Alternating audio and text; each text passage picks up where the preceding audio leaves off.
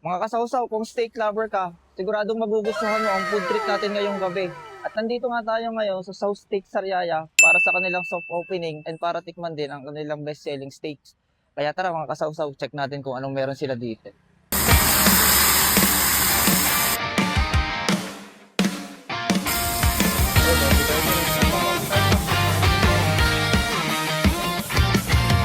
Travel, family, work at food vlog ba ang hanap mo? So mga kasawsaw, ito na yung in-order natin dito sa South Steak. Ito yung dalawang combo meals nila. Ito yung S3 na tinatawag nila, like premium steak. At meron siyang cheesy Hungarian at may side dish siya na buttered corn. So ito yung steak nila, try natin mga kasawsaw. Try muna natin ng walang sauce.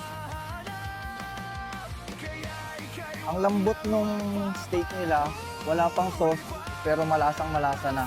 Grabe, ang sarap. So try natin ng may sauce.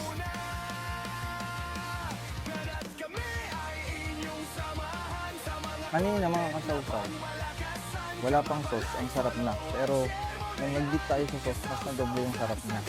Grabe. Highly recommended itong premium juicy steak nila. So try naman natin itong kanilang cheesy Hungarian. Lock yun. Cheesy Hungarian. Ang sarap.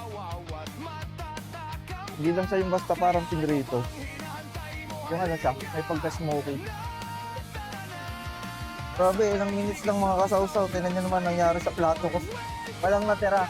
Ibig sabihin, ganun kasarap yung steak nila dito sa South Steak Sariaya. Kaya ako naghahanap kayo ng the best na food trip. Dito lang to sa Barangay Concepcion, Sariaya, Quezon. Kung may mga time kayo, dayuhin nyo din to. Panalo yung pagkain nila dito.